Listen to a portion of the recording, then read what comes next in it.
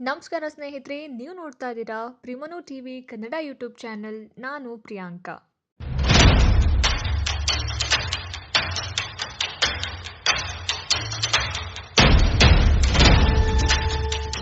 ಇವತ್ತಿನ ಒಂದು ವಿಡಿಯೋದಲ್ಲಿ ನಾನು 8ನೇ ತರಗತಿಯ ಇತಿಹಾಸ ವಿಭಾಗದ ಮೊದಲನೇ ಅಧ್ಯಾಯ ಆಧಾರಗಳು ಈ ಒಂದು ಪಾಠದ ಬಗ್ಗೆ ನಾನು ವಿವರಣೆಯನ್ನ ನೀಡ್ತಾ ಇದ್ದೀನಿ.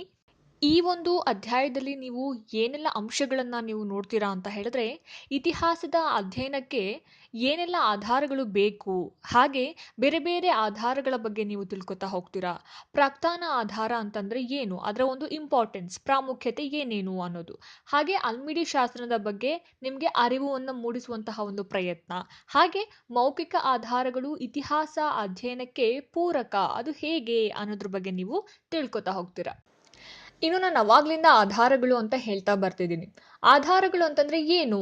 ಆಧಾರ ಅಂತಂದ್ರೆ ಚರಿತ್ರೆಯ ರಚನೆಗೆ ಬೇಕಾಗುವಂತಹ ಮೂಲ ಸಾಮಗ್ರಿಗಳನ್ನ ಆಧಾರಗಳು ಅಂತ ಹೇಳಿ ಕರೀತಾರೆ. ನಿಮಗೆ ಇನ್ನ ಈಸಿಯಾಗಿ ಅರ್ಥ ಮಾಡಿಸೋದಾದ್ರೆ, ಇವಾಗ ನಾವು ಒಂದು ಮನೆ ಕಟ್ಟಬೇಕು. ಮನೆ ಕಟ್ಟೋದಕ್ಕೆ ಹೇಗೆ ನಾವು ಸಡನ್ ಆಗಿ ಮನೆ ಕಟ್ಟಕ್ಕಾಗುತ್ತೆ? ಇಲ್ಲ ಅಲ್ವಾ? ಅದಕ್ಕೆ ಏನ್ ಬೇಕು? ಬೇಸ್ಮೆಂಟ್ ಬೇಕು, ಪಿಲ್ಲರ್ ಬೇಕು. ಬೇಸೇ ಇಲ್ಲ ಅಂತಂದ್ರೆ ನಾವು ಮನೆನ ಕಟ್ಟೋಕೆ ಆಗೋದಿಲ್ಲ. ಒಂದು ಮನೆಗೆ ಯಾವ್ದು ಆಧಾರ? ಬೇಸ್ಮೆಂಟ್ ಆಧಾರ. ಅದೇ ರೀತಿಯಾಗಿ ನಾವು ನಿಂತ್ಕೊಳ್ಳೋದಕ್ಕೆ ನಮ್ಗೆ ಯಾವ್ದು ಆಧಾರ? ಕಾಲ್ಗಳ ಆಧಾರ. ನಮ್ಗೆ ಕಾಲ್ಗಳಿಲ್ಲ ಅಂತಂದ್ರೆ ನಾವು ಹೇಗೆ ನಿಂತ್ಕೊಳ್ಳೋಕ್ಕಾಗುತ್ತೆ? ಹೌದಲ್ವಾ? ಹಾಗೇನೆ ನಮ್ಮ ಒಂದು ದೇಹವನ್ನ ನಾವು ಉದಾಹರಣೆಯಾಗಿ ತಗೊಂಡ್ರೆ, ನಮ್ಮ ದೇಹಕ್ಕೆ ಯಾವ್ದು ಆಧಾರ ಮಕ್ಳೇ? ಅಸ್ಥಿಪಂಜರನೇ ಆಧಾರ. ಹೌದಲ್ವಾ? ಇವಾಗ ಅಸ್ಥಿಪಂಜರ ಇಲ್ಲ ಅಂತ ಹೇಳಿದ್ರೆ ನಮ್ಮ ದೇಹ ಏನಾಗುತ್ತೆ? ಮಾಂಸದ ಮುದ್ದೆ ಆಗುತ್ತೆ. ಹಾಗಾಗಿ ನಮ್ಮ ದೇಹಕ್ಕೆ ಅಸ್ಥಿಪಂಜರ ಆಧಾರ. ಅದೇ ರೀತಿಯಾಗಿ ಇತಿಹಾಸಕ್ಕೆ ಯಾವುದು ಆಧಾರ? ಚರಿತ್ರೆಯ ರಚನೆಗೆ ಬೇಕಾಗುವಂತಹ ಸಾಮಗ್ರಿಗಳೇ ಆಧಾರ. ಅವುಗಳು ಏನ್ ಮಾಡುತ್ತೆ? ನಮಗೆ ಗತಿಸಿ ಹೋದಂತಹ ಘಟನೆಗಳ ಬಗ್ಗೆ, ಯಾವ ಘಟನೆಗಳು, ಯಾವ ಯುದ್ಧಗಳು, ಯಾವ ರಾಜಮನೆತನಗಳು ಏನ್ ಮಾಡಿದ್ಯೋ ಅದೆಲ್ಲ ಗತಿಸಿ ಹೋಗ್ಬಿಟ್ಟಿದೆ.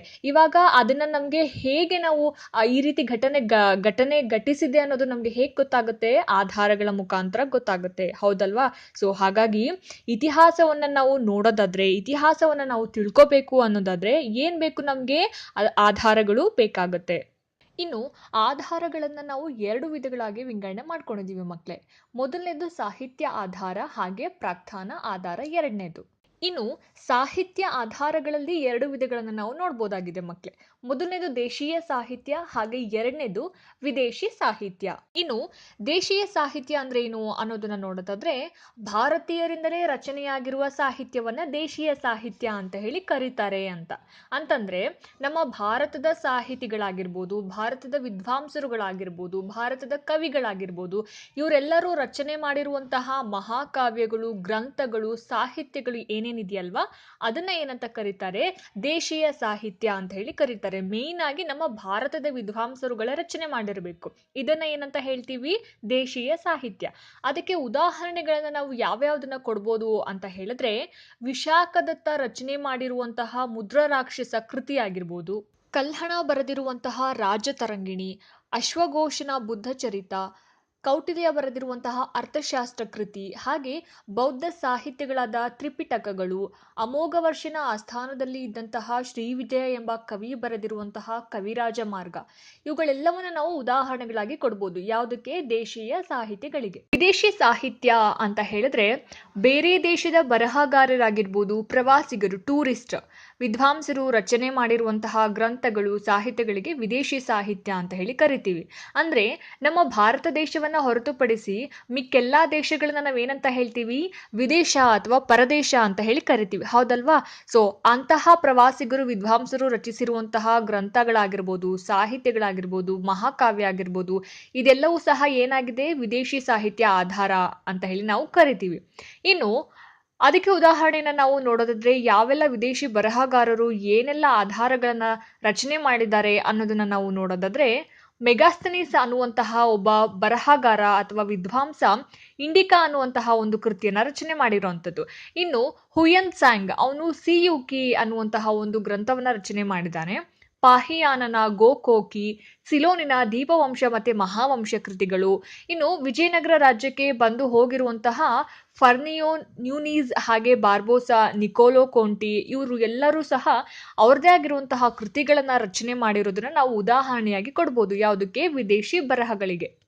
ಸಾಹಿತ್ಯ ಆಧಾರಗಳು ಆದ ನಂತರ ಪ್ರಾಕ್ತನ ಆಧಾರಗಳು. ಪ್ರಾಕ್ತನ ಆಧಾರಗಳಲ್ಲಿ ಮಕ್ಕಳೇ ನಾವು 3 ವಿಧಗಳನ್ನ ನೋಡ್ತೀವಿ. ಮೊದಲನೇದು ಶಾಸನಗಳು, ನಾಣ್ಯಗಳು ಹಾಗೆ ಸ್ಮಾರಕಗಳು.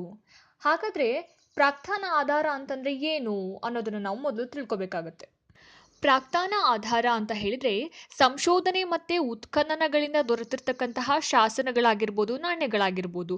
ಅಂದ್ರೆ ನಾವು ಇತಿಹಾಸ ನಡೆದಿದೆ ಅನ್ನೋದಕ್ಕೆ ನಾವು ಆಧಾರವನ್ನ ಹುಡ್ಕೊಂಡು ಹೋಗ್ತೀವಲ್ವಾ, ಸಂಶೋಧನೆ ನಡೆಸ್ತಾ ಇರ್ತೀವಿ. ಸಂಶೋಧನೆ ನಡೆಸಿದಂತಹ ಸಂದರ್ಭದಲ್ಲಿ ನಮಗೆ ಇತಿಹಾಸ ನಡೆದಿದೆ ಅನ್ನೋದಕ್ಕೆ ದೊರೆತಿರುವಂತಹ ಸಾಕ್ಷಿ ಏನಿದೆ ಅದು ಶಾಸನಗಳ ರೂಪದಲ್ಲಾಗಿರ್ಬೋದು, ನಾಣ್ಯಗಳ ರೂಪದಲ್ಲಾಗಿರ್ಬೋದು, ಸ್ಮಾರಕಗಳಾಗಿರ್ಬೋದು, ಹಾಗೆ ಇನ್ನಿತರ ಯಾವುದೇ ಪಳೆಯುಳಿಕೆಗಳು ವಸ್ತುಗಳಾಗಿರ್ಬೋದು.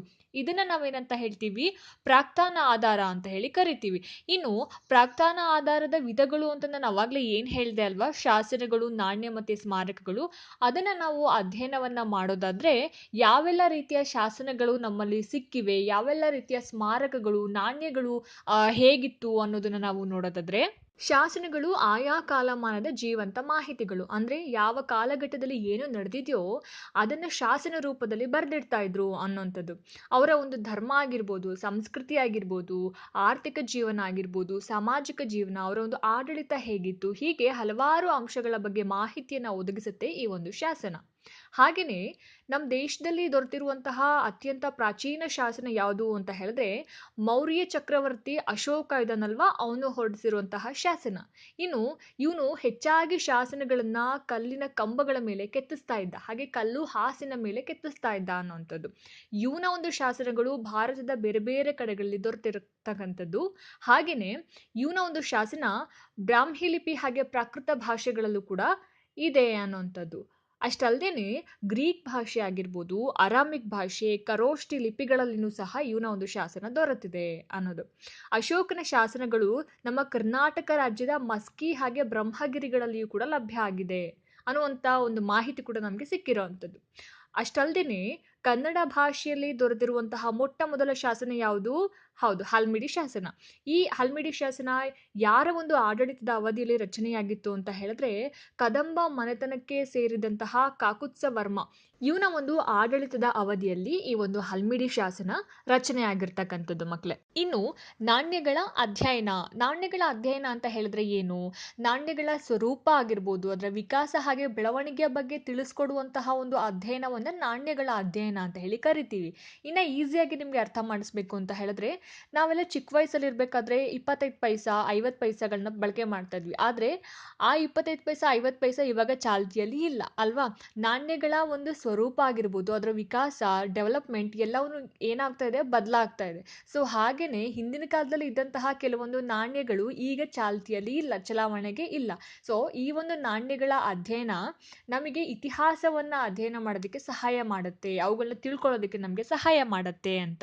ಇನ್ನು ನಾಣ್ಯವನ್ನ ಬೇರೆ ಬೇರೆ ಲೋಹಗಳಲ್ಲಿ ತಯಾರು ಮಾಡುವಂಥದ್ದು, ಬೆಳ್ಳಿ ಆಗಿರ್ಬೋದು, ಚಿನ್ನ ಆಗಿರ್ಬೋದು, ಕಂಚು.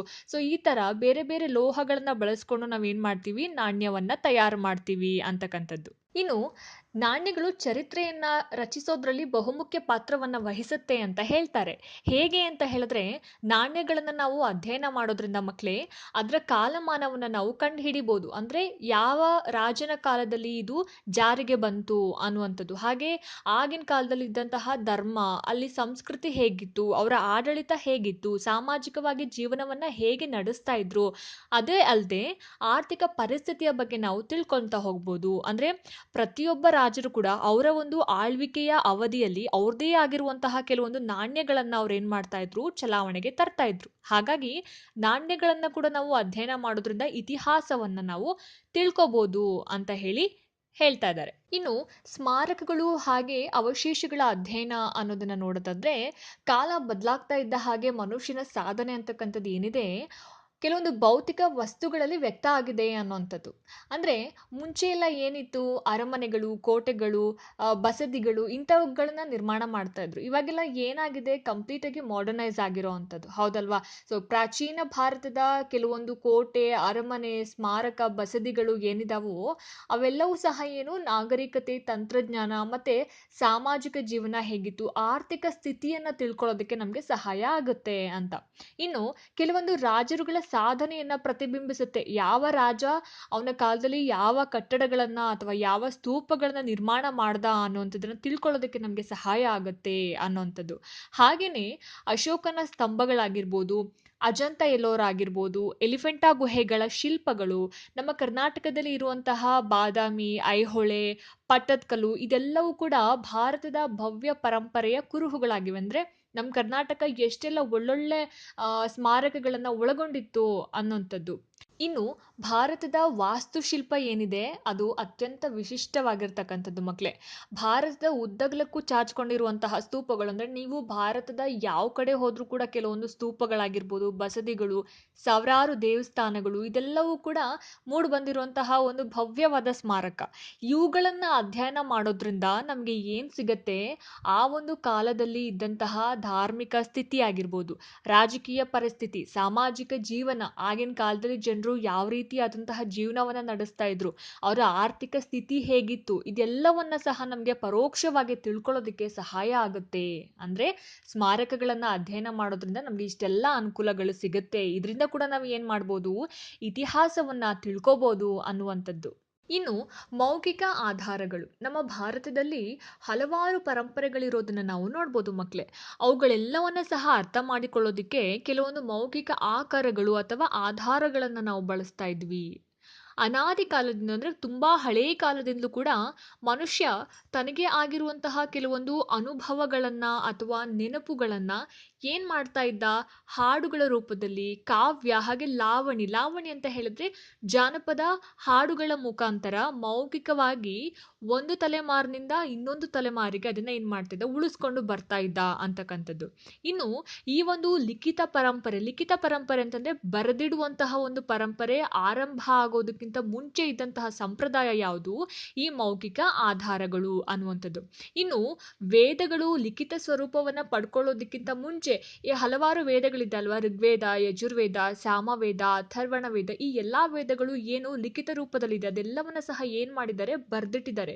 ಈ ವೇದಗಳಿಗೂ ಮುಂಚೆ ಇದ್ದಂತಹ ಆಧಾರಗಳು ಯಾವುದು ಅಂತ ಹೇಳಿದ್ರೆ ಈ ಮೌಖಿಕ ಆಧಾರಗಳು ಅನ್ನುವಂಥದ್ದು. ಅಂದ್ರೆ ಬಾಯಿಂದ ಬಾಯಿಗೆ ಕತೆಗಳ ರೂಪದಲ್ಲಿ ಲಾವಣಿ ಪದಗಳ ಮುಖಾಂತರ ಇದ್ದಂತಹ ಆಧಾರಗಳೇ ಈ ಮೌಖಿಕ ಆಧಾರಗಳು ಅನ್ನುವಂಥದ್ದು. ಇದಿಷ್ಟು ನಿಮ್ಮ ಮೊದಲನೇ ಪಾಠ ಆಧಾರಗಳು. ನಿಮ್ಮೆಲ್ಲರಿಗೂ ಕೂಡ ಅರ್ಥ ಆಗಿದೆ ಅಂತ ಅನ್ಕೊಳ್ತೀನಿ. ನಿಮ್ಗೆ ಇಷ್ಟ ಆಗಿದೆ ಅಂತ ಕೂಡ ಅನ್ಕೊಳ್ತೀನಿ. ನಿಮ್ಮ ಅನಿಸಿಕೆಯನ್ನ ದಯವಿಟ್ಟು ನನಗೆ ಕಮೆಂಟ್ ಮುಖಾಂತರ ತಿಳಿಸಿ. ಹಾಗೆ ಈ ಒಂದು ವಿಡಿಯೋ ನಿಮಗೆ ಇಷ್ಟ ಆಗಿದ್ರೆ ಲೈಕ್ ಮಾಡಿ, ಶೇರ್ ಮಾಡಿ, ಸಬ್ಸ್ಕ್ರೈಬ್ ಮಾಡೋದನ್ನ ಮರಿಬೇಡಿ. ಮುಂದಿನ ವಿಡಿಯೋದಲ್ಲಿ ಸಿಗ್ತೀನಿ. ಅಲ್ಲಿ ತನಕ ಟಾಟಾ ಬಾಯ್.